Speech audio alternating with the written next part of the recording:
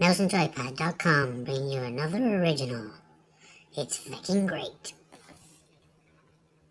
The time is nearly upon us, ladies and gentlemen. Halo 5 Guardians is set for release in just 10 short days. 10 days can feel like an eternity when we're waiting on the next shiny new pre-order dropping through the letterbox. I played the multiplayer beta, and I got my hands on the Warzone mode at EGX in September, so I've dabbled with 343 Industries' newest installment in the Halo franchise. But now I've gotten my first hands-on with the campaign. Does Halo 5 Guardians shape up to the pedigree of its predecessors, or is it its own beast? Well, it's still too early to tell, and far too early to draw any real conclusions about the outcome of Halo 5 Guardians. This preview will focus on the campaign gameplay and may contain minor spoilers, so watch on at your own risk.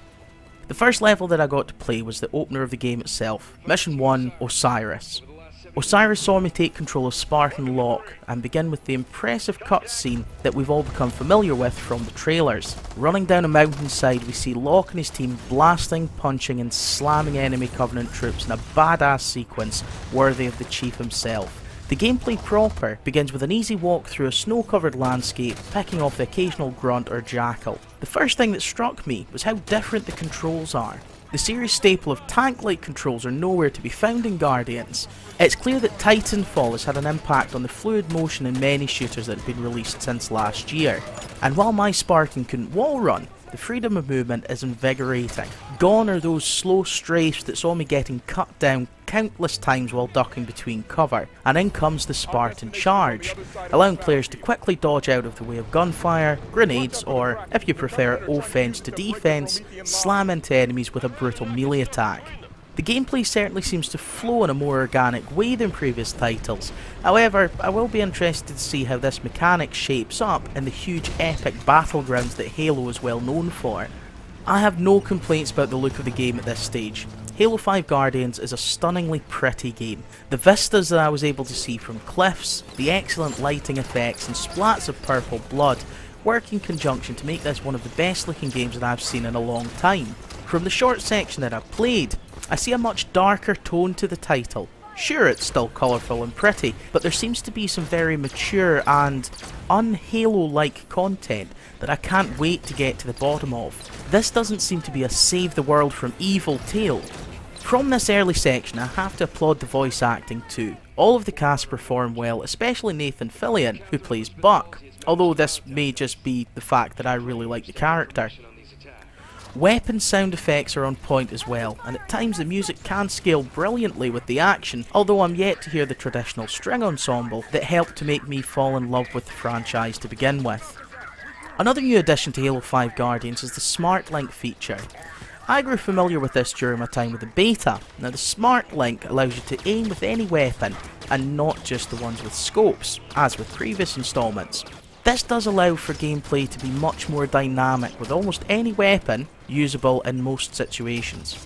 I remember playing Halo Combat Evolved and cursing the fact that I had a needler instead of the scoped overpowered handgun, just for those long range shots. That doesn't seem to be a problem here, as I was able to pick off grunts, jackals and the odd elite with my assault rifle, storm rifle and other weapons that have never been all that great at distance combat. I've yet to encounter a balls to the wall, all or nothing, life or death gun battle, in the same vein as previous Halo titles, but like I said, it's still early days. I just hope these come sooner rather than later. The second level I got to play was Blue Team. Here I played as the Master Chief and his squad. Now if you've read the books, you'll know who they are. If you haven't read the books, you may want to check up online, as there's not really any exposition as to how and why they're fighting with the Chief again. Maybe this will come later. The fundamental gameplay is the same for both Locke and the Chief, with neither having any extra abilities over the other. I was running through a research facility in deep space, a much different environment to the snowy landscape that I'd just played through.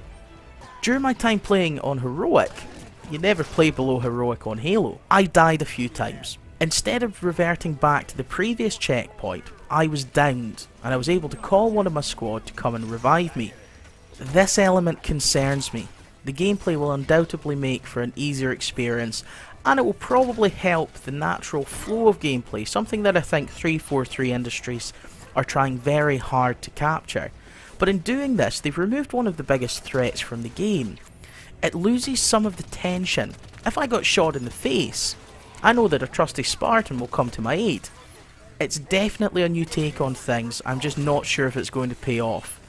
The squad mechanics is touched on a little more. You're able to set targets or coordinates for your fire team to focus on. This is a godsend when facing larger enemies, but it also feels like the chief, the ultimate of badasses, can't handle things on his own. I have to say that I can't wait to play more. I want to get to hunt the truth. I really want the epic large-scale battles that the franchise has been built on. Assault on the Control Room, 2 Betrayals, The Covenant, all of those levels have a sense of grandeur, a sense of against all odds. Here's hoping that Halo 5 Guardians can emulate that same feeling when the story progresses. Halo 5 Guardians is set to release on October 27th. For all your Halo needs and a full review in time for launch, make sure you check back with Mouse N Joypad. If you enjoyed this video, please subscribe, like and share.